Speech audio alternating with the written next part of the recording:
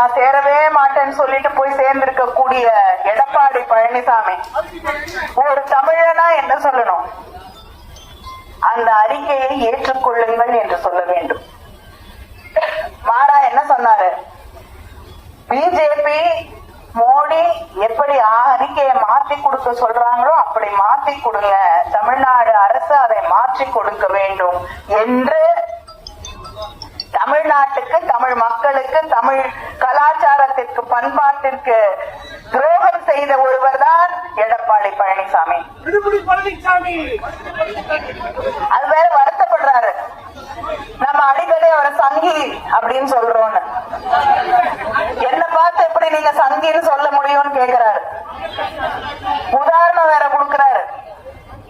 தலைவர் கலைஞர் அவர்கள் பிஜேபியோட கூட்டணி வைத்திருந்தாரு, அவர் சங்கியா? என்ன பார்த்து சங்கிங்கிறீங்க?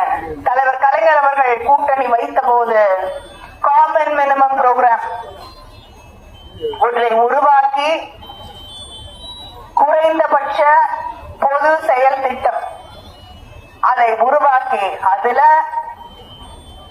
காஷ்மீர் உரிமைகளை பறிக்கக்கூடிய எந்த அறிக்கையையும் எந்த அறிவிப்பையும் அந்த தேர்தல் அறிக்கையிலே வெளியிடக்கூடாது என்பதை தீர்மானித்த தலைவர் கலைஞர் அவர்கள்.